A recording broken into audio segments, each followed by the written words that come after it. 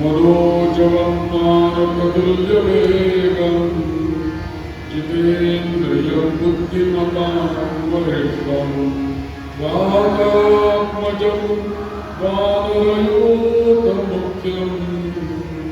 श्रीरामदूतं शरणं प्रपद्ये। श्रुतिस्मृतिपुराणानाम् आलयं करुणालयं नमामि भगवत्पादं शङ्करं लोकशङ्करम्।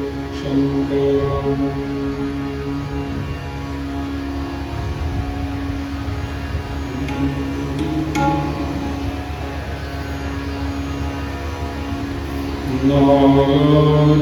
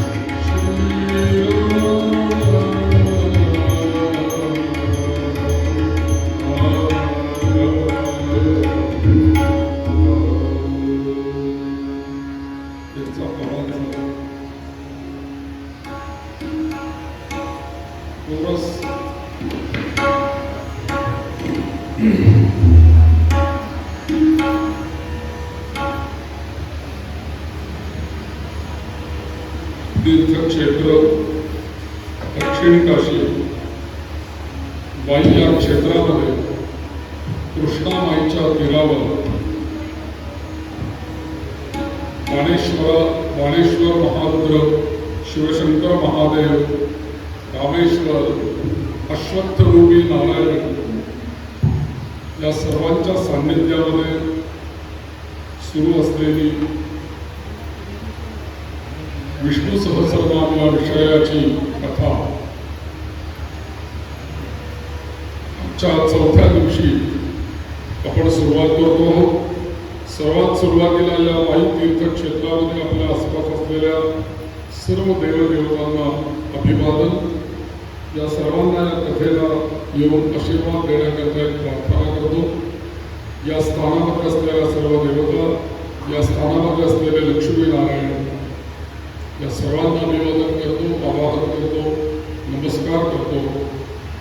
आणि त्याचप्रमाणे या कथेकरता विष्णू सहस्रनामाचं महात्म्य श्रवण करण्याकरता या ठिकाणी या सभागृहामध्ये आलेल्या सर्व साधक बंधू आणि भगिनी या सर्वांच्या हृदयामध्ये असलेल्या जनार्दनाला वंदन, साथीदार त्यांच्या ठिकाणी असलेल्या जनार्दनाला वंदन आणि सर्वांना अभिवादन करून आजची कथा सुरू. आपण काल बऱ्याच नावांचा अर्थ काल बघितला. आपल्या जीवनामध्ये विष्णूंची कोणकोणती नावं आपल्या जीवनामध्ये आपण वापरावी याचं एक थोडक्यात मी आपल्याला नावं सांगतो. ज्यांच्याकडे कागद पेन असेल त्यांनी लिहून घ्या. अन्यथा लक्षात ठेवा की या वेळेला विष्णू सहस्रनामावरचं हे नाव म्हणायचं आहे. त्याच्याविषयी असा श्लोक आलेला आहे. एकंदरीत ही सगळी मिळून किती नावं आहेत? 16 नावं आहेत. 16 संपूर्ण 1000 नावामधली 16 नावं त्या त्या वेळेला ते नाव म्हणावं असं सांगितलं की त्याचं आपल्याला विशेष फल प्राप्त होतं म्हणून सांगितलं.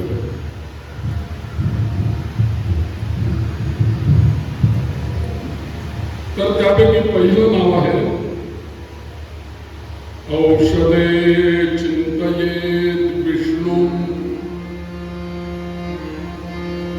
तुम्ही कोणतंही औषध घ्या, आयुर्वेदिक घ्या, ॲलोपॅथी घ्या, काही लेप ओगाळत असाल किंवा कोणता काही काढा करत असाल, कोणतंही औषध घेण्याच्या वेळेला जो मी त्या दिवशी पहिला मंत्र मी तुम्हाला सांगितला होता, ओम विष्णवे नमः, विष्णूचं नाव विष्णवे नमः हा मंत्र औषधाच्या वेळेला म्हणायचा, विष्णवे नमः.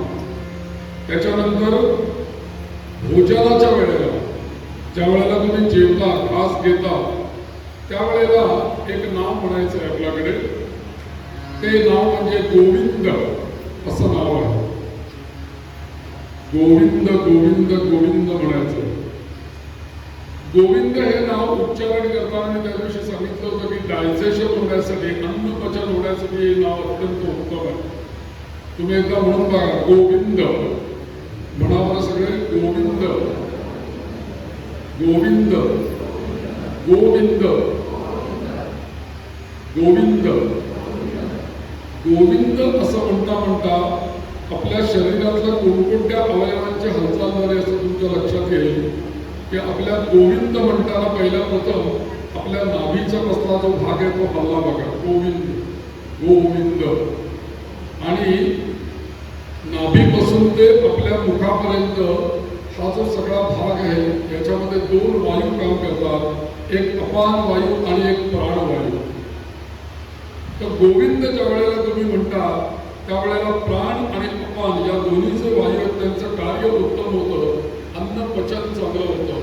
म्हणून भोजन करताना गोविंद नाव घ्या.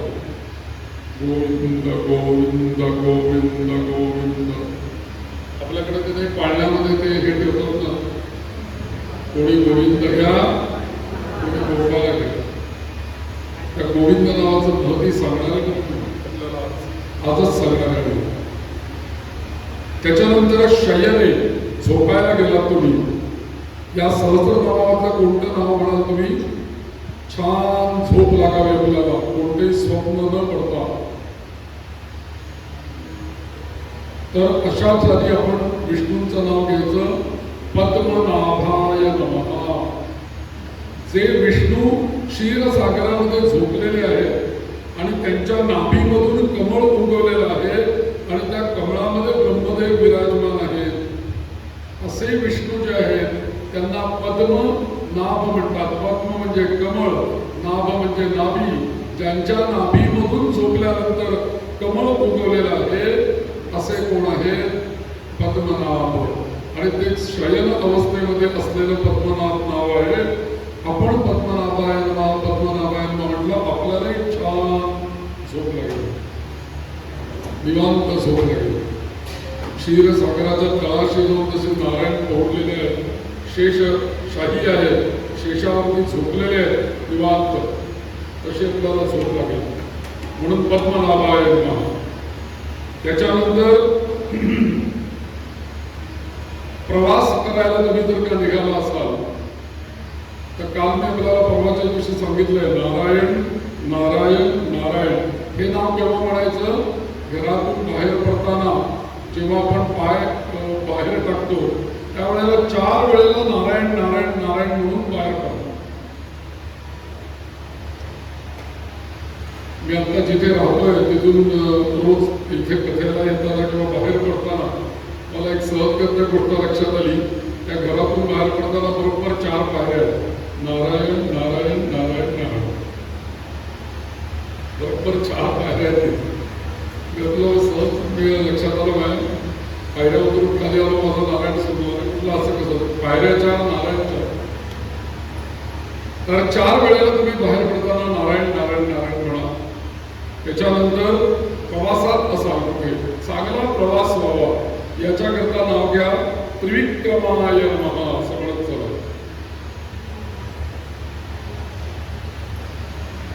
आणि जर का वाईट स्वप्न पडलं एखादं, आपल्याला भीती वाटली, मनात वाईट विचार आला, कधी कधी निगेटिव्ह चिंतन म्हणजे वाईट विचार यायला लागले, वाईट स्वप्न पडलं, तर अशा वेळेला सरळ नाव घ्या गोविंदाय नमः गोविंदाय नमः गोविंदाय नमः. आणि कोणतंही संकट आलं तुमच्यावरती कधी तर नाव म्हणायचं मधुसूदनाय नमः मधुसूदनाय नमः. समजा एखाद्या निर्जन जागी तुम्ही कधी प्रवास करताय, त्या प्रवासामध्ये असं वाटलं की आपली एकटीचीच गाडी चाललेली आहे, आजूबाजूला कोणी नाही दिसत आहे, जंगल आहे आणि घाबरायला होतं अशा वेळेला. किंवा अशा अननोन ठिकाणी आपण गेलो, अननोन माणसांमध्ये गेलो की आपल्याला सिक्युअर्ड वाटत नाही, भीती वाटते, भय निर्माण होतं. असंच किंवा एखादा एकदम काही दुर्घटना बघितली, दुर्घटना वाईट बातमी ऐकली की भय निर्माण होतं. तर कोणत्याही अशा प्रकारे जर का भय निर्माण झालं, अनसिक्युअर्ड जर का तुम्हाला कुठे वाटायला लागलं तर ताबडतोब स्मरण करा नारसिंहाय नमः, नारसिंहाय नमः. नरसिंहाचं स्मरण करा. त्याच्यानंतर जलामधनं प्रवास करताय, बोटीतनं कुठे चाललाय, बोट हलते आहे, पाण्याची भीती वाटते काही लोकांना, किंवा बोट हलते, काय होतंय बाबा असं मनुष्य घाबरतो. अशा वेळेला पाण्यातून प्रवास करताना वराहाचं स्मरण करा. वराह एखाद्या उंच पर्वतावरती गेला, तिथे भय निर्माण झालं, रघुनंदनाचं स्मरण करा. आणि गमने वामनंचैव, एखाद्या कामाला चांगला जर निघाला तुम्ही, तो वामन अवतारामध्ये तुम्हाला माहिती भगवंतांनी काय केलं. बली राजा यज्ञ करत होता आणि त्याचा 100वा यज्ञ चालला होता, आणि तो जर का 100वा यज्ञ पूर्ण झाला तर बली इंद्र झाला असता. म्हणून वामन अवतार घेऊन भगवंतांनी छत्री, ती कल्पना करा, ते छोटं वामनाचं रूप भगवंतांचं, विष्णूंचं, आणि त्या बलिराजाकडे जाऊन त्यांनी 3 पावलं पृथ्वी मागितली. म्हणून गमने वामनंचैव, कुठे जर का काही कामाला निघाला असतील विशेष, नारायण नारायण नारायण हे घरातनं बाहेर पडताना म्हणा, पुढे कार्य आपल्याला यशस्वी म्हणून व्हावं म्हणून वामनाचं स्मरण करा. आणि सर्व कार्यामध्ये विजय प्राप्त होण्याकरता सर्व कार्येषु माधवम माधवम माधवम, सर्व कार्यामध्ये विजय म्हणजे यश प्राप्ती होण्यासाठी माधव हे विष्णूंचं नाव अत्यंत सुंदर आहे. मा म्हणजे लक्ष्मी, धव म्हणजे तिचा पती माधव, अशी ही नावं आहेत विष्णूंची की जे आपल्याला सहजगत्या सहज आपल्या जीवनामध्ये वापरण्यासारखी आहे. एक माझ्या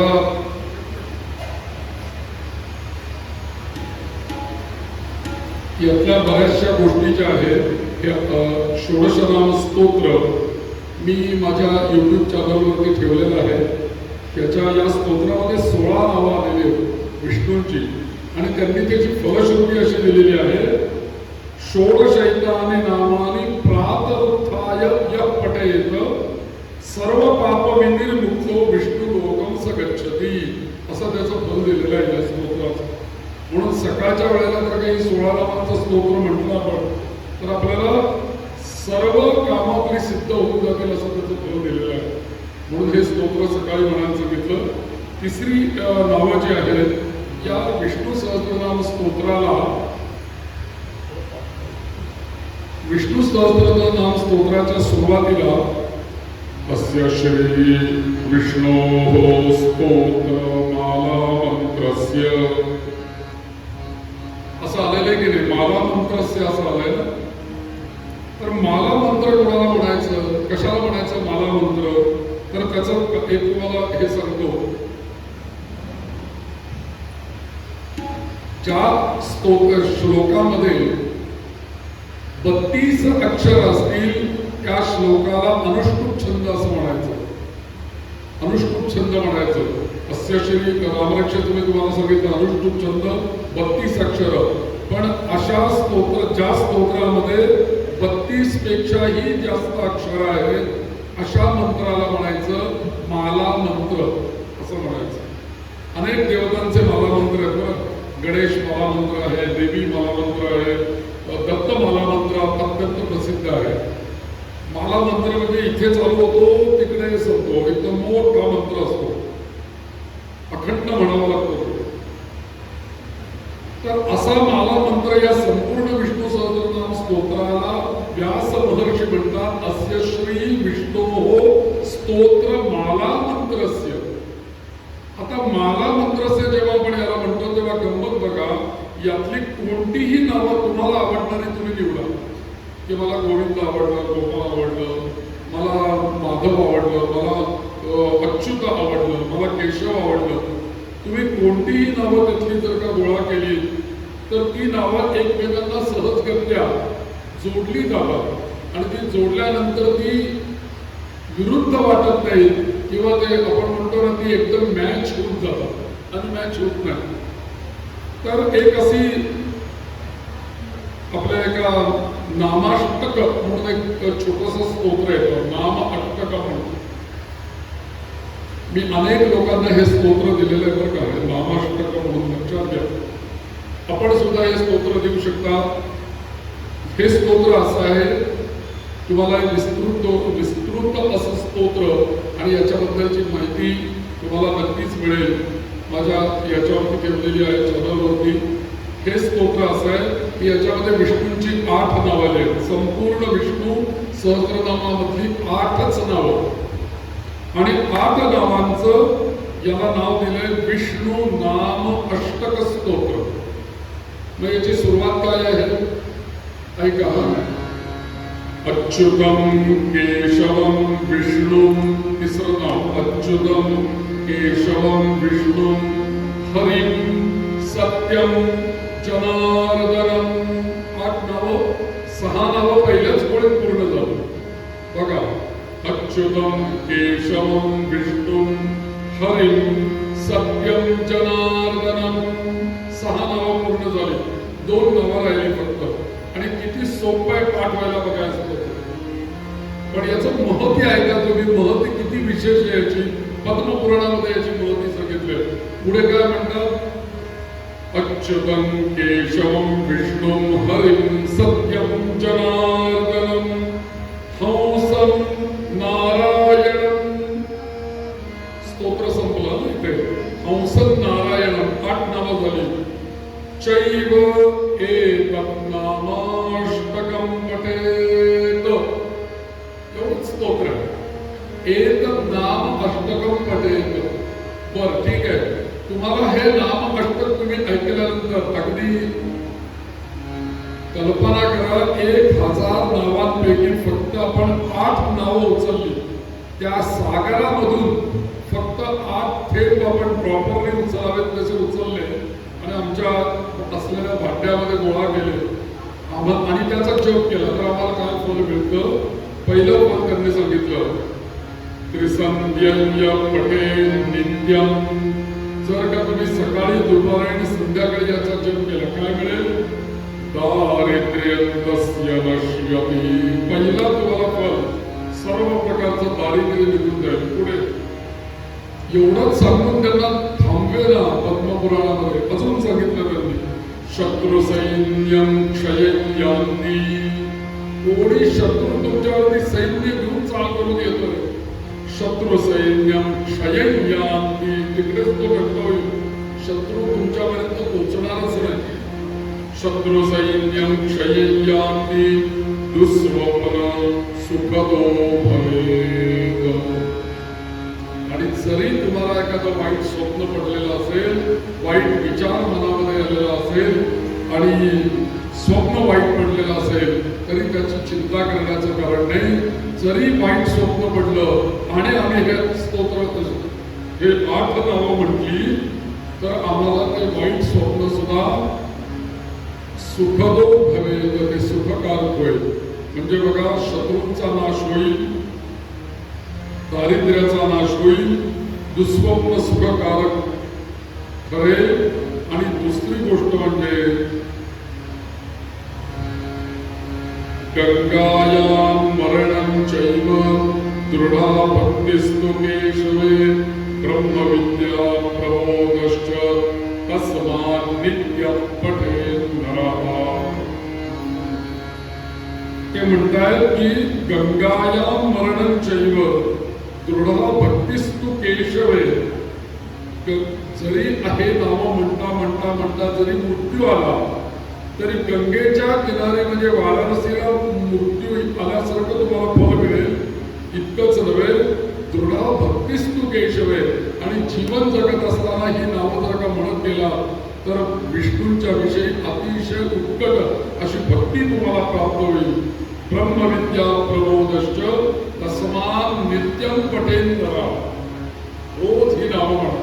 सगळ्यांनी म्हणा माझ्या मागे एकदा नावं. ही 8 नावं तुम्हाला त्याची एक हे देऊन देतो, ओळख करून देतो. सगळ्यांनी म्हणा अच्युतम केशवम अच्युतम केशवम विष्णु विष्णुं हरिं सत्यं जनार्दनं हंसं नारायणं एतत् नामाष्टकं पठेत। ही 8 नावं आहेत।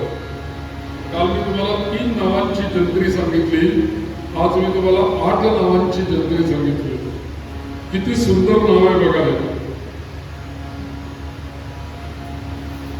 म्हणून अशा अनेक नावांची आपण आपल्या जीवनामध्ये त्याचा जप केला पाहिजे। आपल्याला संपूर्ण विष्णू सहस्रनाम नाही म्हणता आलं, काही हरकत नाही। आपल्याला आपल्या उपयुक्त जे काही एखादं नाव आहे, 2 नावं आहेत, 3 नावं आहेत, ती आपण सहजरित्या बोलू शकतो। आपल्या जीवनामध्ये त्यांचा अत्यंत उत्कृष्ट त्याचा चांगलं आपल्याला फल प्राप्त होऊ शकतं। आता कोणताही जप करत असताना एक गोष्ट करा की समजा मला नारायणाचा एक विष्णवे नमः या मंत्राचा जप करायचा, किंवा मला नमो भगवते वासुदेवाय या मंत्राचा जप करायचा, किंवा कोणताही मंत्र घ्यायचा आणि त्याचा मला जप करायचा। तर जप करताना जर का काही आपली कामना असेल त्याच्या पाठीमागे, तर आसन व्यवस्थित असावं।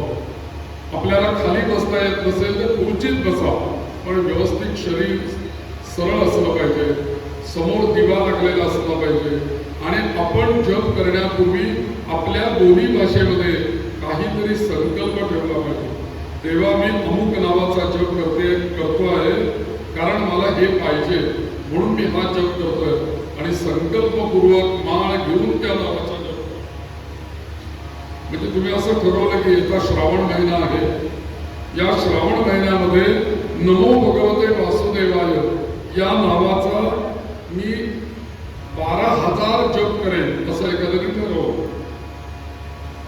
किंवा आमचे एक यजमान आहेत पुण्यामध्ये, ते पण विष्णू भक्त आहेत। ते दरवर्षी एक सेवा करतात विष्णूंची। ज्यांना शक्य आहे त्यांनी लक्षात ठेवा की चातुर्मास ज्या दिवशी सुरू होतो, देवश्रेयनी एकादशी, देव प्रबोधिनी एकादशी पर्यंत या संपूर्ण 4 महिन्यामध्ये ते असा नियम करतात। घरामध्ये तांदूळ आपल्या भरपूर असतात, रोज एक वाडग्यामध्ये तांदूळ घेतात आणि रोज आपल्या घरातला जो विष्णूची नारायणाची मूर्ती आहे, बाळकृष्णाची आणि नारायणाची मूर्ती त्यांच्या देवघरामध्ये, ती तांबडामध्ये घेतात आणि रोज त्या विष्णूंना 1000 तांदूळाचे दाणे वाहतात 4 महिने। आणि जेव्हा 4 महिने पूर्ण होतात तेव्हा त्यांचे किती तांदूळ वाहून झालेले असतात? 1.25 लाख तांदूळाचे दाणे त्यांचे पूर्ण होतात। किती सुंदर सेवा केली, याला कोणाची गरज नाही। आपल्या घरात देव आहे, ब्राह्मण आहे, तांदूळ आहे, एक दाणा, एक दाणा एक नाव, एक दाणा एक नाव, याला आपल्याकडे म्हटलेलं आहे लक्ष व्रत असं म्हटलेलं आहे। 1 लाख दाणे पाहून पूर्ण करायचं। तुम्ही कोणतंही नाव घ्या, आणि आता हल्ली छान काउंटर मिळतात बघा, इलेक्ट्रॉनिक मस्त असतात। रामनामाचा जप करताना ते लोकांच्या हातात असतो 50-100 रुपयाची वस्तू, तुम्ही तो काउंटर घ्या, डाव्या हातामध्ये ठेवा, 1 दाणा व्हायला गोविंदाय नमः गोविंदाय नमः पोचा इकडे। 1000 वेळेला झालं की आपलं आजचं काम झालं। उद्या परवा तेरवा एक गोविंद नाव जर का घेतलं, 4 महिन्यांनी त्याचा 1.25 लाख जप होणार आहे, 1.25 लाख तांदूळ विष्णूंना अर्पण होणार आहे। म्हणजे आपल्याला अर्चनाचं फल मिळेल, गोविंद नाम उच्चारणाचं फल मिळेल, चातुर्मास आपला चांगला जाईल, आणि या चातुर्मासात काहीतरी नियम आपण पाळावे, हा नियम आपल्याला करता येईल। म्हणून लक्ष व्रत हे अत्यंत ज्यांना ठेवायचे त्यांनी नक्की असा संकल्प करा। अजून चातुर्मास सुरू व्हायला महिना 1.5 महिना आहे, आषाढ महिन्यापर्यंत आधी ठरवा। आणि देव समजा आपल्या घरातल्या अडीअडचणीमुळे, मासिक धर्मामुळे किंवा स्वयंसूतकामुळे आत्ता समोर ठेवतो, समजा जर का असं झालं की बाबा आता मला तांदूळ वाहणं शक्य नाही, माझी अडचणच आहे, तर 4 दिवस आता मी वाहू शकत नाही, किंवा मला सूतक आलं, सोयर आलं, मी कसं वाहणार, माझं पण मग मात्र 4 महिन्याचं व्रत आहे, त्याचं काय करायचं? मग अशा वेळेला जे काही अडचणीचे दिवस असतील तेवढे 5 दिवस सोडून द्या, आणि किंवा सुतक आणि सोयराचे जे दिवस असतील ते सोडून द्या. त्याच्यानंतर स्नान करून परत मग काय करायचं, मागचे जेवढे दिवस बुडलेले आहेत तेवढे दिवस पुढे पुढे भरून घ्या. मग पुढे काय करायचं, दिवसात सकाळ संध्याकाळ व्हायचं, म्हणजे तेवढे दिवस भरून येतात. काही चिंता करण्याचं कारण नाही. एक दिवा नक्की लावा हे व्रत करत असताना, आणि एक उदबत्ती लावा. छानपणे बसा. ज्यांना खाली बसता येत नाही त्यांनी खुर्चीत बसा. समोर विष्णूंची मूर्ती ठेवा, आणि आपल्या लग्नामध्ये मिळालेला बाळकृष्ण प्रत्येकाकडे आहे. आपल्याकडे अन्नपूर्णा आणि बाळकृष्ण लग्नामध्ये दिली जाते. त्याचं शास्त्र असं आहे बरं का. काही वेळेला असं होतं की एका घरामध्ये, एका देवघरामध्ये 5-6 बाळकृष्ण असतात, 5-6 अन्नपूर्णा असतात. किती बाळकृष्ण किती एकाच देवघरामध्ये? तर त्याचा नियम असा आहे की एका देवघरामध्ये 2-2, 3-3 मूर्ती एकेका देवाच्या असू नयेत. 2 गणपती एका देवघरात असू नये, 2 देवी असू नये, 2 शिवलिंग असू नयेत, असं सांगितलेलं आहे आपल्याकडे. तसं 2-2 बाळकृष्ण, 2-2 अन्नपूर्णा असं असू नये. मग म्हणे काय करायचं? त्याला नियम असा होता पूर्वीच्या काळी की जेव्हा आपली सून तिच्या माहेरून आपल्या घरी येताना जेव्हा ती आपल्या घरामध्ये गृहप्रवेश करते तेव्हा तिचा अन्नपूर्णा आणि बाळकृष्ण घेऊन ती आपल्या घरामध्ये येते. आणि त्यावेळेला आपला जो अन्नपूर्णा आणि बाळकृष्ण असतो तो आपण उचलून बाजूला ठेवायचा, आणि नवीन जो आणलेला आहे तो देवघरात ठेवायचा. तुम्ही म्हणाला असं का? 2 कारण आहेत का. कुठल्याही धातूच्या मूर्तीला आयुष्य किती असतं? तर त्यांनी असं सांगितलंय, पितळी किंवा पंचधातूची मूर्ती असेल तर त्याला 25 वर्षाचं आयुष्य सांगितलेलं आहे. मग बघा, आपल्याला मुलगा होऊन त्याचं लग्न होऊन किती वर्ष झालेली असतात? 25-26 वर्ष झालेली असतात ना. मग या 25-26 वर्षामध्ये त्याचे डोळे झिजलेले असतात, नाक झिजलेलं असतं, तोंड झिजलेलं असतं, हात झिजलेला असतो. म्हणून शास्त्राने तीच व्यवस्था केली की आता तुझे अन्नपूर्णा आणि बाळकृष्ण उचलून बाजूला ठेवून द्या, नवीन जी आलेली आहे ती देवघरात ठेवा.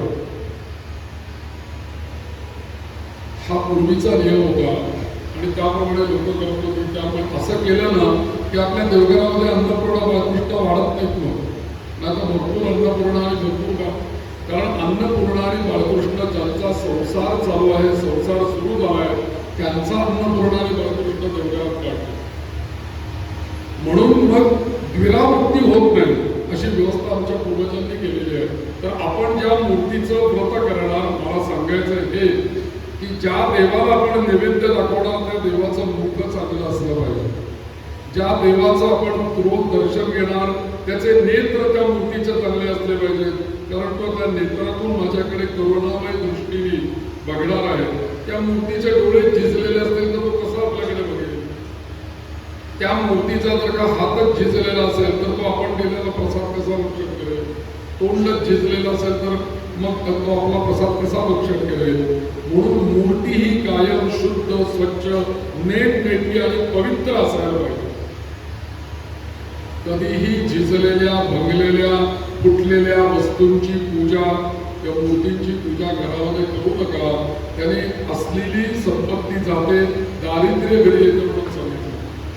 आधी फुटक्या तुटक्या वस्तूंना घरात ठेवू नये, हक्क वस्त्र कधीही नेसू नये म्हणून सांगितलं. त्याने दारिद्र्य येतं आपल्याकडे. लक्ष्मी येण्याच्या ऐवजी अलक्ष्मी येते. म्हणून मूर्ती पूजेमध्ये शास्त्र पहिलं आहे की आपल्याला ज्या मूर्तीला अभिषेक करायचा आहे रोज किंवा लक्ष अर्चन करायचंय ती मूर्ती अगदी उत्तम असली पाहिजे. नाही तर चातुर्मासाच्या आधी सरळ सोनाराकडे जा, चतुर्भुज नारायणाची मूर्ती घ्या, पितळेची घ्या, चांदीची घ्या, कुठली पण घ्या, छान त्याची पूजा करून प्राणप्रतिष्ठा गुरुजींकडनं करून घ्या आणि त्या मूर्तीला 4 महिने 1 लाख 1.25 लाख तांदूळ वाहा. एक नियम म्हणून करू शकता तुम्ही. ज्यांना जमेल त्यांनी जरूर करा. या विष्णूचं संकीर्तन करू, मग विष्णूच्या तीर्थाचं महत्व सांगतो. आपल्याला जर काही कधी काही अडी अडचणी आल्या तर विष्णूंना अभिषेक करावा. आणि अभिषेक करायला गुरुजी पाहिजे तसं नाही, गुरुजी मिळाले तर ठीक आहे, नाहीतर आपला आपण अभिषेक करायचा. तो पण कसा करायचा ते सांगतो आणि विष्णूच्या तीर्थाचं महत्व किती ते पण सांगतो. एक संकीर्तन करूया आणि पुढे जाऊया. हरि सुंदर नंद मुकुंद हरे नारायण हरि हरि सुंदर नंद मुकुंद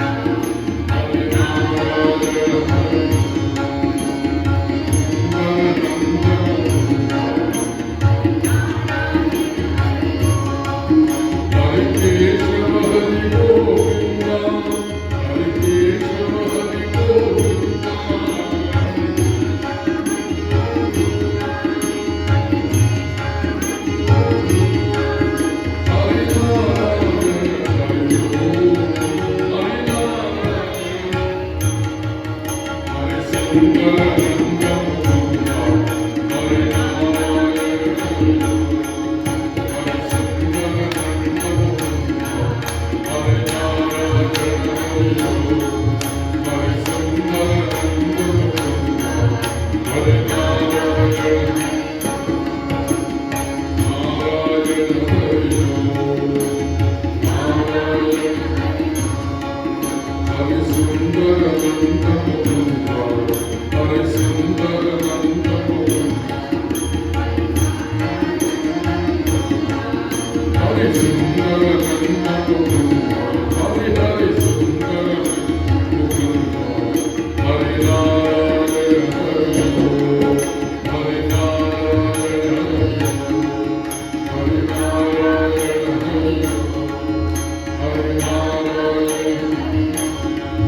हरे केशव हरि गोविंद हरे केशव हरि गोविंद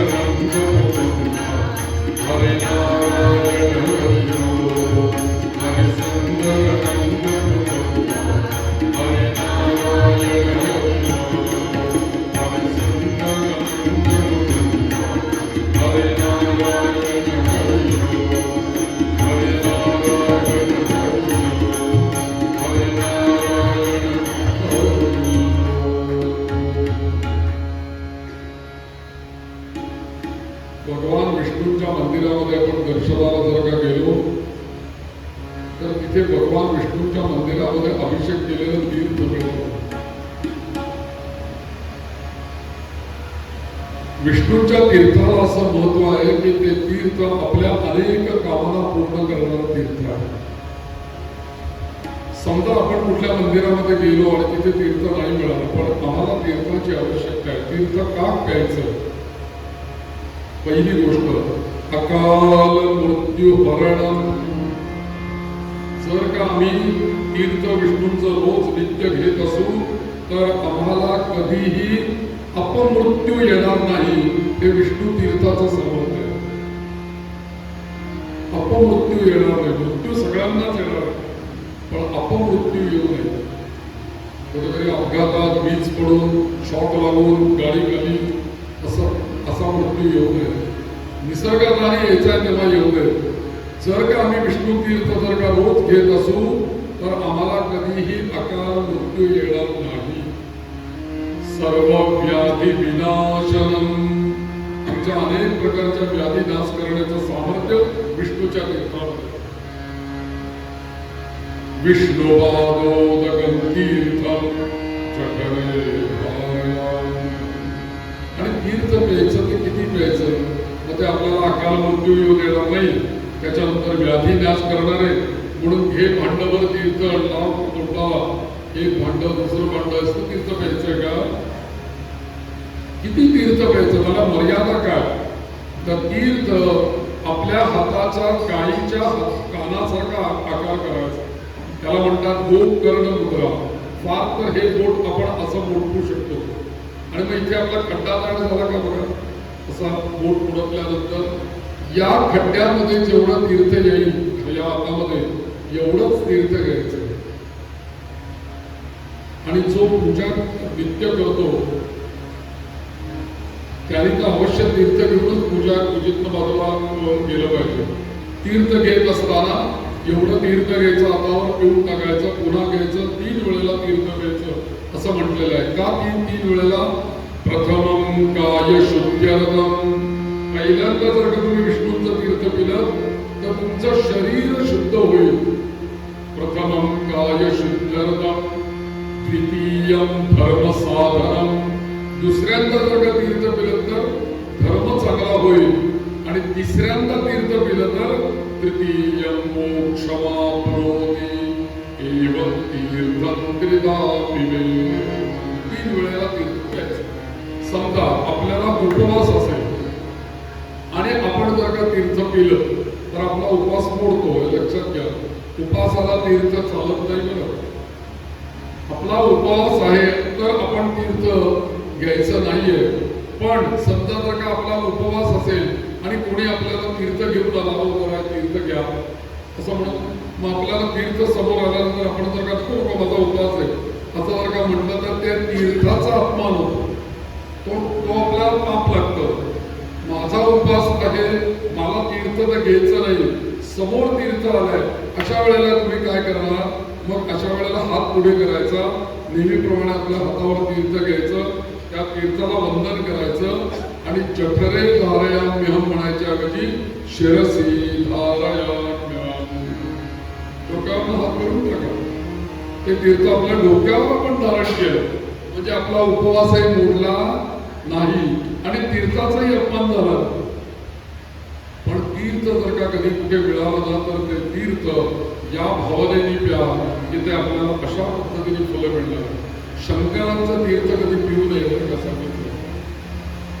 शंकरांचं तीर्थ निषिद्ध आहे. पण समजा जर का शंकर आणि विष्णू या दोघांचेही पिंड आणि नारायणाचा मूर्ती किंवा पिंड आणि शाळीग्राम एकत्र जर का असतील तर त्यांचं तीर्थ प्यायला हरकत नाही असं शास्त्राने सांगितलं. म्हणजे शंकरांच्या बरोबर जर का विष्णू पण तांबणामध्ये असतील आणि त्या दोघांना अभिषेक केलेला असेल तर तुम्ही तीर्थ घेऊ शकता. पण एकट्या शंकरांचं तीर्थ निषेध. मग असं जर का तीर्थ आपल्याला इतकं उपयोगी आहे तर असं तीर्थ आपल्याला कसं आपल्या घरामध्ये करता येईल?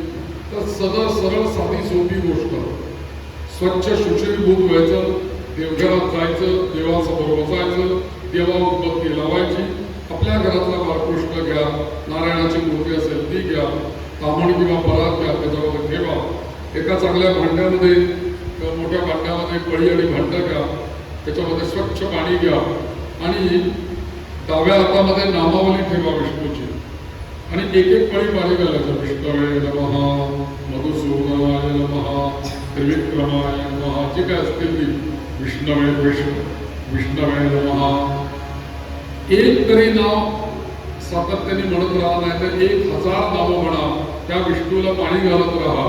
ते पाणी आपली नावं घालून पूर्ण झाले की विष्णूंची मूर्ती उचला, स्वच्छ पुसा, जागेवर ठेवून द्या. काही नैवेद्य दाखवायचं असेल नैवेद्य दाखवा, प्रार्थना करा.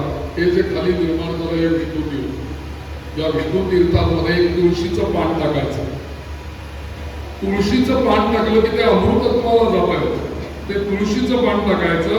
त्यांनी असं सांगितलंय, यथोषेद यथ औषधेन रोगास्तु हन्यन्ते देहिना भृशं तथैव पातकं सर्वं विष्णुपादोदकेन च विष्णुपादोदकं शुद्धं तुलसी पत्र संयुतम. त्या तीर्थामध्ये तुळशीचं पान असलं पाहिजे. यो वहे शिरसा विप्र तस्य पुण्यम वदाम्यहम. जर का असा अभिषेक विष्णूंना केलेला जर का तीर्थ असेल तर इथे श्लोक असा आपल्याला सांगतोय की जसं एखादा औषध आपल्या शरीरामध्ये गेल्यानंतर तात्काळ जसं ते रोग नाहीसं करतं, तसं हे विष्णूचं तीर्थ आपल्या शरीरात गेल्यानंतर आपले अनेक रोग नाहीसं करतं. समजा असं तीर्थ आम्ही प्राशनही केलं आणि आमच्या डोक्यावर धारण केलं तर आम्हाला फल काय मिळतं? अश्वकोटी प्रदानेन यत्फलं प्राप्यते जनैः ब्रह्महत्यादिभिः पापैर्विमुक्तो विष्णुरूपदृक्.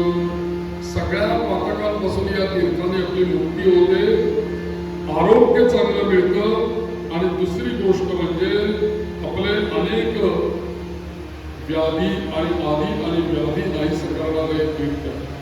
म्हणून विष्णूचं तीर्थ अत्यंत महत्वाचं आहे. ज्यांना विष्णू सहस्रनामाच्या वेगवेगळ्या उपासना करायच्या आहेत त्याच्यामध्ये ही एक उपासना करून बघा की आपण स्वतः विष्णूचं तीर्थ तयार करायचं, स्वतःला आपण अभिषेक करायचा. त्या अभिषेकामध्ये आनंद आहे, लक्षात घ्या.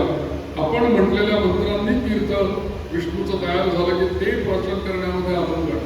आणि काल मी आपल्याला सांगितलं होतं की अच्युत, अनंत आणि गोविंद ही 3 नावं, या 3 नावांचं स्मरण करून पाणी अभिमंत्रित करा आणि पेशंटला नेऊन द्या.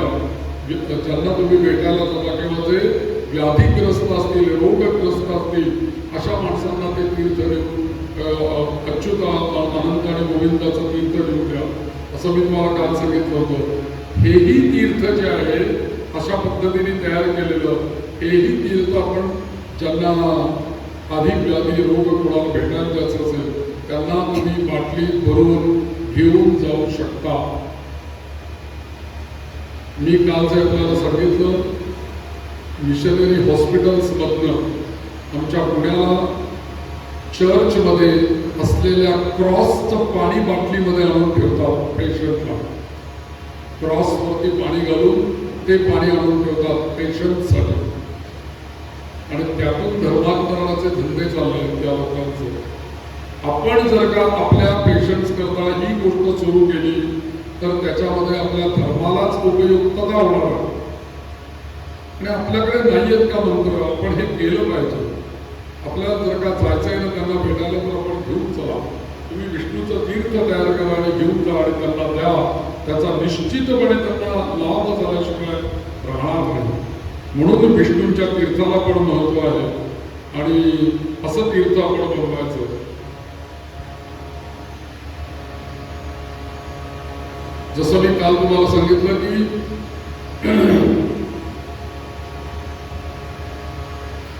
तुळशी वृंदावनामधली माती त्यांनी दिली गोळ्या करून विष्णूंचं नाव घेऊन, तरी सुद्धा ते औषध म्हणून उपयोगी पडली. हे कल्याण मासिकामध्ये आलेल्या महाराष्ट्रात घडलेलं मी तुम्हाला काल सांगितलं. आपल्या आयुर्वेदाच्या संहितेमध्ये असं एक सांगितलेलं आहे, चरक संहितेमध्ये. अनेक वेळेला आपल्याला ताप येतो, ज्वर येतो. असा जर का ताप येत असेल तर असा ताप जर का आपल्याला आला तर तो नाशा करता असा एक उपाय करायला हरकत नाही. उपाय नीट लक्षात ठेवा काय करायचं. जर का ताप येत असेल आणि तो काही केला जर का शांत होत नसेल, कमी होत नसेल, तर ज्याला ताप येतोय अशी जी व्यक्ती आहे त्या ताप येणाऱ्या व्यक्तीचं अंगठा आणि त्याच्या शेजारचं बोट की नाही तेवढ्या चिमटीमध्ये जेवढे हिरवे मूग बसतील, मूग हिरवे तेवढे घ्यायचे. हिरवे मूग घ्यायचे आणि एका वाटीमध्ये थोडंसं दही घ्यायचं आणि त्या दह्यामध्ये ते मूग टाकून द्यायचे. ती वाटी आपल्या हातामध्ये घ्यायची, उजव्या हातामध्ये ती वाटी घ्यायची आणि त्या वाटी हातामध्ये असताना फक्त 108 वेळेला एक नाव म्हणायचं विष्णूंचं. गोविंदाय नमः, गोविंदाय नमः, गोविंदाय नमः. 108 वेळेला म्हणा. विष्णू सहस्रनामामध्ये 187 नाव, 187 क्रमांकाचं नाव आहे गोविंद आणि 539 नंबरचं नाव आहे गोविंद. दोनदा आलेलं. तुम्ही काय करा, परत एकदा सांगतो. ज्याला ताप येतोय त्याच्या अंगठा आणि त्याच्या शेजारचं बोट याच्यामध्ये जेवढे बसतील तेवढे हिरवे मूग घ्यायचे. वाटीमध्ये दही घ्यायचं, त्या दह्यामध्ये ते मूग टाकायचे. ती वाटी आपल्या उजव्या हातामध्ये घ्यायची आणि 108 वेळेला गोविंद गोविंद गोविंद गोविंद म्हणायचं, गोविंदाय नमः. आणि आपल्या जवळ आसपास कुठे जर का पिंपळाचं झाड असेल, पिंपळाचं जर का झाड असेल तर त्या वृक्षापाशी जायचं, हात जोडायचे, ती वाटी तिथे ठेवायची, हात जोडायचे आणि देवाची प्रार्थना करायची की हे अश्वत्थ नारायणा, माझ्या मुलाचा, माझ्या पतीचा ताप खूप येतोय रे, त्याच्यासाठी मी एक त्याच्या चिवटभर भूक आणले आणि दह्यामध्ये घेऊन आले. एक मनोमन प्रार्थना करावी की माझ्या मुलाचा, पतीचा, त्यांचा कोणाचा असेल, ज्वर नाहीसा व्हावा, ताप कमी व्हावा, ताप उतरवा, अशी प्रार्थना करायची. आणि जे हातातली दही एक घेतलेलं आहे त्याच्यात ते मूग घातलेले आहे, ती वाटी त्या अश्वत्थाच्या मुळाशी व्हायची, अश्वत्थाच्या मुळाशी व्हायचं आणि नमस्कार करायचा, एखादी प्रदक्षिणा घालायची पिंपळाला आणि आपल्या घरी निघून यायचं.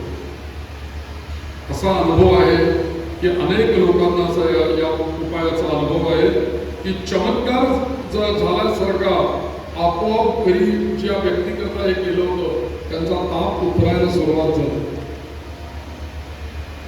हा एक प्रयोग आहे गोविंद नावाचा, की गोविंद नाव घेतल्यानंतर हे आहे. म्हणून भवरोगासाठी विष्णू सहस्रनाम स्तोत्र हे रामबाण जालिम औषध आहे, पण केवळ एखादं सुट्ट औषध नाही, तर एका वाक्यात सांगू का, हे संपूर्ण विष्णू सहस्रनाम हे औषधाचं दुकान आहे असं म्हटलं तरी चालेल.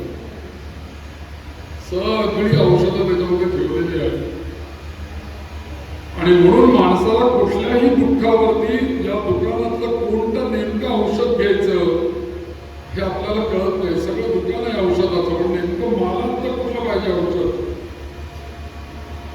आणि तेच औषध आपण घेतलं पाहिजे. आणि म्हणून जसं या संपूर्ण विष्णू सहस्रनामामधलं चरक संहितेमध्ये सांगितलं, तुला ताप येतोय, मग विष्णूंचं हे नाव जे आहे गोविंद हे त्याच्याकरता औषध आहे, म्हणून त्यांनी सांगितलं. आता हे नरसिंह हे जे काही नाव आहे विष्णूंचं,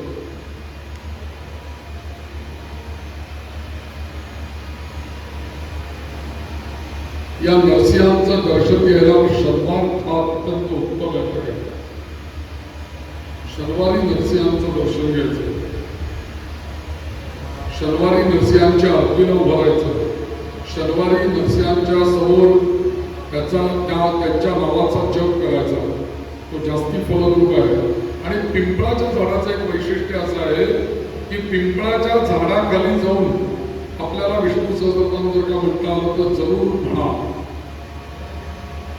पण पिंपळाच्या झाडाला स्पर्श कधीही करू नका, असं मी तुम्हाला सांगेन.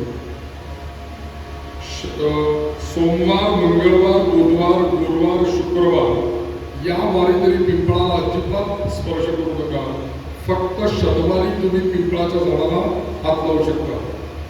कारण का, या पिंपळ वृक्षाचं वर्णन असं केलेलं आहे आपल्याकडे की या पिंपळाच्या वृक्षामध्ये सातत्याने लक्ष्मी आणि नारायण विराजमान असतात. आता असं आहे की लक्ष्मी आणि अलक्ष्मी, अवदसा या दोघी जणी सख्या बहिणीवर का, ज्यांची आपण गौरी बसवतो की नाही घरामध्ये, दोन असतात बघा, एक अलक्ष्मी आणि एक शुभलक्ष्मी. आणि आपण जेव्हा दिवाळीत लक्ष्मी पूजन करतो त्यावेळेला आपण अलक्ष्मी निस्सारण करतो, म्हणून आपण त्या दिवशी झाडूची पण पूजा करतो. कारण अलक्ष्मी गेली पाहिजे आणि शुभलक्ष्मी घरात राहिली पाहिजे. तो दिवस आहे अमावस्या. तर काय झालं, लक्ष्मी आणि अलक्ष्मी या दोघी जणी जुळ्या बहिणी, सख्या बहिणी, यातल्या लक्ष्मीशी लग्न केलं नारायणांनी आणि तिला घेऊन गेले आपल्या घरी. पण ही अलक्ष्मी तिच्या मागे मागे तिची बहीण, ते म्हणले मग हिला, या लक्ष्मीला स्वीकारलं तर मी पण लक्ष्मी आहे, मलाही तुम्ही स्वीकारा. त्यांना म्हणायला लागलं तर हिला कसं स्वीकारावं, म्हणून एक ऋषी होते. नारायण म्हणाला तर मी हिच्याशी लग्न केलं, आता तुझ्याशी मला नाही लग्न करता येणार, तू एक काम कर म्हणे. एक ऋषी आहे, त्या ऋषींचं नाव मी विसरलो, त्या ऋषींशी तुझं लग्न लावून देतो, ते आणि तू बघून घे. म्हणून एका ऋषींशी त्या अवधेशाचं लग्न लावलं. ते ऋषी पण त्या अवधेशाला कंटाळले. त्यांनी शेवटी एक दिवशी तिला उचललं आणि जाऊन त्या पिंपळाच्या झाडावर खाली घेऊन गेलं. त्यामुळे पिंपळाच्या झाडाच्या ठिकाणी अवधसा म्हणजे अलक्ष्मी निर्माण होती. मग नारायणांनी नारायणाने विचार केला ही ऋषींना दिलेली लक्ष्मी अवताचा त्यांनी पिंपळाच्या झाडाखाली ठेवली, म्हणून हे लक्ष्मी आणि नारायण हे दोघेही जण घरात निघाले. ही आपल्या बहिणीला भेटायला आणि ते नारायण लक्ष्मीला भेटायला पिंपळाच्या झाडापाशी आले आणि त्यांनी सांगितलं की शनिवारी सूर्योदयापासून ते संध्याकाळपर्यंत सूर्यास्तापर्यंत लक्ष्मी आणि नारायण या दोघांचंही सान्निध्य पिंपळाच्या झाडाला असतं. त्या दिवशी अवघासर असते, ती बाजूला असते. मग त्या दिवशी तुम्ही काय करा, त्या पिंपळाला हात लावला तरी चालतो. आणि पिंपळाच्या झाडाला जर का असं पकडून शनिवारी कोड आहे त्याचा असं समजा, असं दोन्ही हातांनी पकडा किंवा पिंपळाच्या खोडावर असा हात ठेवा किंवा असा हात नुसता टेकून संपूर्ण विष्णू सहस्रनाम म्हणा. या पिंपळाच्या झाडाला स्पर्श करून जर का आपण विष्णू सहस्रनाम म्हटलं ना, तर अशी काही ऊर्जा शरीरामध्ये येते. मी त्याचा अनुभव घेतलेला आहे. या पिंपळाच्या झाडाचं वैशिष्ट्य असं आहे की जेव्हा सकाळी सूर्योदय होतो, काय 6:55 वगैरे, मी परवाच्या दिवशी आपल्याला सांगितलं की सूर्योदयापूर्वी 2.5 तास एक उषा येते. उषा काय झालं म्हणतो आपण, उषक काल ज्याला आपण म्हणतो. आणि ही जी सगळी ऊर्जा असते पहाटे 3:30 ते सूर्योदयापर्यंत, ही सगळी ऊर्जा पहाटे लोक ध्यान करून, ध्यान धारणा करून, प्राणायाम करून, योगा करून ती ऊर्जा मिळवण्याचा सर्व मानव प्रयत्न करत असतात. परंतु आता असं आहे की ती ऊर्जा मिळवण्याकरता त्यावेळेला उठायला पाहिजे, बसायला पाहिजे, जप करायला पाहिजे. आपल्याला ते काही सगळ्यांना जमेल असं नाही. पण ही जी प्रातःकालीन ऊर्जा आहे, ही सगळी ऊर्जा दररोज आणि दररोज हा पिंपळाचा वृक्ष स्वतःच्या ठिकाणी साठवतो, स्वतःच्या शरीरात ती साठवतो पिंपळाच्या झाडामध्ये. आणि म्हणून आपण या पिंपळाच्या झाडापाशी जावं आणि फक्त त्याला नमस्कार करावा, एक प्रदक्षिणा घालावी, त्याच्या मोऱ्यामध्ये राहावं. 1, 7, 8, 9, 10 नमो भगवते वासुदेवाय म्हणून प्रदक्षिणा घाला, नमस्कार करा, घरी या. लक्ष्मीची कृपा होईल, आपल्याला आरोग्य प्राप्ती होईल. आणि पिंपळाचं झाड 24 तास ऑक्सिजन देणारा एक सिलेंडर आहे असं समजा. 24 तास फक्त आणि फक्त ऑक्सिजन देतो. गीतेने आपल्याला सांगितलं, वृक्षाणाम अश्वत्थोस्मी, अश्वत्थ वृक्ष ही माझी विभूती आहे म्हणून सांगितलं. म्हणजे त्या वृक्षामध्ये विष्णू साक्षात आहेत, कृष्ण साक्षात आहेत. आणि म्हणून त्या पिंपळाच्या झाडाखाली जर का आपण पारावरती बसून जर का विष्णू सहस्रनाम म्हटलं, तर आपल्या घरात म्हटलेल्या विष्णू सहस्रनामापेक्षा सहस्रपटीने ते फलदायक आपल्याला होईल. कारण ती सगळी ऊर्जा आपल्या विष्णू सहस्रनामाच्या पाठीशी वृक्ष लावेल. म्हणून अश्वत्थ सन्निधो पार्थ ध्यात्वा मनसी केशवम. फलश्रुती बघा, अश्वत्थाच्या जवळ जाऊन विष्णूंचं ध्यान करून त्या ठिकाणी याचा जप करावा असं सांगितलेलं आहे. म्हणून तुम्ही या अश्वत्थ वृक्षाला फार मोठं महत्व इथे सांगितलेलं आहे. दुसरी गोष्ट म्हणजे दारिद्र्य आणि दुःख नाहीसे करण्याचं सामर्थ्य विष्णूच्या या अश्वत्थ वृक्षावर आहे. समजा जर का आमच्या पुण्याला पर्वतीला विष्णू मंदिर आहे आणि शाळीग्रामाची मूर्ती आहे पर्वतीवरती विष्णूंची मोठी चांगली 3.5 फूट, 350 वर्षापूर्वी पेशव्यांनी बसवलेली नारायणाची मूर्ती आहे. नारायणाचं देऊळ आहे आणि त्या नारायणाच्या देवळाच्या समोरच्या बाजूला एक पिंपळाचं मोठं झाड आहे. 350 वर्षापूर्वीचा तो पिंपळाचं झाड आहे पर्वतीवरती. आणि तिथे एक पाटी लिहिलेली आहे की या अश्वत्थाची अमुक दिवशी स्वतः खुद्द पेशव्यांनी उपनयन संस्कार केलेला आहे, मुंज लावलेला पिंपळ आहे असं लिहिलेलं आहे पर्वतीवरती. असा संस्कार क्षम असलेला पिंपळ आमच्या पुण्यामध्ये पर्वतीला आहे की ज्या पिंपळाची मुंज लावलेली आहे. आणि त्या विष्णूंच्या समोर एक गरुडाची हे आहे आणि तिथेच एक बेलाचं झाड आहे.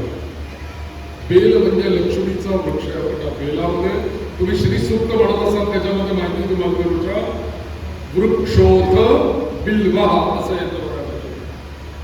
बिल्व वृक्षामध्ये लक्ष्मी आहे आणि म्हणून बेलाच्या झाडापाशी बसून तुम्ही जर का कोणतंही अनुष्ठान केलं तर त्याचंही फळ तुम्हाला लक्षपट प्राप्त होतं. तुम्ही विष्णू सहस्रनाम घ्या आणि बेलाच्या झाडापाशी उभे राहा किंवा बेलाच्या झाडाला प्रदक्षिणा घालून किंवा बेलाच्या झाडाखाली बसून विष्णू सहस्रनाम म्हणा. अहो साक्षात लक्ष्मीचा सान्निध्य प्राप्त होईल तुम्हाला. ती लक्ष्मी त्या बेलाच्या झाडामध्ये आहे. तुम्ही करून बघा प्रयोग. आणि याच बेलाची पानं जर का आपण तोडली स्वच्छ, गीर गाईच्या तुपामध्ये बुडवली आणि शंकराच्या साठी जर का त्याचा होम केला शंकराच्या नामावलीने, तर त्यांनी सांगितलंय 7 पिढ्यांपर्यंत दारिद्र्य नष्ट होईल. इतकं सामर्थ्य त्या लक्ष्मीच्या बेलाच्या झाडाला. तुम्ही करून बघा हे प्रयोग. सहजगत्या करण्यासारख्या आमच्या पुण्यालाच या सगळ्या गोष्टी करणं दुरापास्त झालंय. कारण हल्ली इतक्या बिल्डिंग झाल्यात ते वृक्ष दिसतच नाहीत पुढे. कारण वृक्ष खाली दिसतो, हे वरती राहतो. म्हटलं आता दुर्बिणी घेऊन खाली पिंपळाचं दर्शन घेत चालू होतं. खाली पिंपळ दिसत तुला 22व्या मजल्यावर पिंपळाचं झाड कसं दिसणार. आमच्या पुण्यामध्ये या गोष्टी दुरापास्त झाल्या. पण मी आज सगळ्या या कृष्णामाईच्या सगळ्या किनाऱ्यावरती फिरून आलो, सगळं त्या अक्षता गणपतीपर्यंत. पण मला अनेक चांगल्या जागा दिसल्या, चांगले वृक्ष दिसले, चांगली व्हायब्रेशन्स असलेली मंदिरं दिसली. आणि दुसरी गोष्ट त्या गणपतीच्या मंदिरामध्ये मी गेलो, दुंडी विनायक. त्या दुंडी विनायकाच्या मंदिरामध्ये गेलो तर त्या दुंडी विनायकाच्या मंदिरामध्ये सुंदर अश्वत्थ वृक्ष आहे. त्याची व्हायब्रेशन्स खूप चांगली आहे. मी तिथे बसलो पण आणि त्या अश्वत्थ वृक्षासमोर एक सुंदर तुळशी वृंदावन आहे.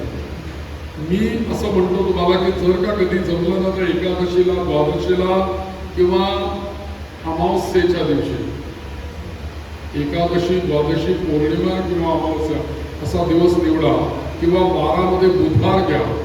त्या दिवशी तुम्ही त्या पारावर जाऊन बसा आणि एकदा विष्णू सहस्रनाम म्हणा. समजा तुम्हाला म्हणता येत नसेल, हेडफोन लावा, मोबाईल करा आणि मोबाईलमध्ये बघून ते एकदा म्हणा किंवा तिथे बसून शांत विष्णू सहस्रनाम ऐका, घरी या.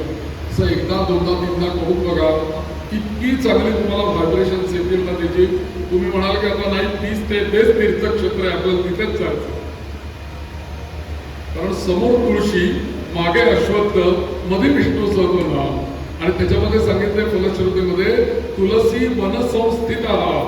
तुळशीचं झाड जिथे असेल ना तिथे विष्णू सहस्रनाम म्हणा, लक्षपट फल मिळेल. आता कल्पना करा की मागे पिंपळ आहे, पुढे तुळशी आहे आणि मध्ये विष्णू सहस्रनाम, किती पट फल मिळेल त्या विष्णू सहस्रनामाचं. अशी जागा मी इथे बघितली असते. तर आपण जरूर याचा आपण लाभ घेतला पाहिजे. आणि खरोखरी आणि समोर विघ्नहर्ता गणपती आहे, त्यामुळे आपल्या अनुष्ठानामध्येही काही विघ्न येणार नाही. त्याची प्रार्थना करा आणि बसा. तुमचं विष्णू सहस्रनाम तर काही तो विघ्न येऊ देत नाही. असं सगळंच एका ठिकाणी तुम्हाला मिळतं. मी आज सगळे बघितलं म्हणून मी तुम्हाला सांगितलं की अशा जागा अनेक गावांमध्ये आहेत. त्या ठिकाणी जाऊन किती गोष्टी आपण बघितल्या पाहिजे. पुण्यामध्ये जर का आला तर पर्वतीला आवर्जून या. आणि पर्वतीच्या जवळच मी राहतो म्हणून पुण्याला. तर त्या पर्वतीजवळ येऊन ज्याची मुंज केलेली आहे अशा पिंपळाचं दर्शन घ्या. त्या पिंपळाच्या झाडाच्या पानावर बसा. तिथे आपल्या विष्णूंच्या मंत्राचा जप करा. तुम्ही बघा त्याची काय स्पंदनं येतात. आणि तिथे असलेल्या त्या नारायणाचं दर्शन घ्या. शाळीग्राम शिलेमध्ये बनवलेली ती मूर्ती आहे विष्णूंची. अशा सगळ्या गोष्टी आपण आता मध्यंतर करूया. एक संकीर्तन करूया, एक 5-10 मिनिटाचं मध्यंतर करूया. पुन्हा आता गोविंद नावाचं महत्व आपल्याला ऐकायचं. आज आपल्याला आपल्या समोर मी ठेवणार आहे गोविंद, राम, कृष्ण, हरी या सगळ्या नावांचं महत्व आपल्याला सांगणार आहे. याचं महत्व ज्यांना लिहून घेता येईल त्यांनी मध्ये मध्ये लिहित चला. आता काही वेगळी नावं नाही, हीच नावं आहेत. पण कान उघडे ठेवून त्याचं महत्व, म्हणजे जीवाचे कान करून म्हणतो ना तसं ऐका. का तर मला ती नावं तुमच्यापर्यंत पोहोचवायची. आणि आपल्या जीवनामध्ये एक नाव आपल्याला मिळालं नाही 5 दिवसामध्ये, तरी आपल्या जीवनाचं कल्याण आहे. श्री कृष्ण गोविंद हरे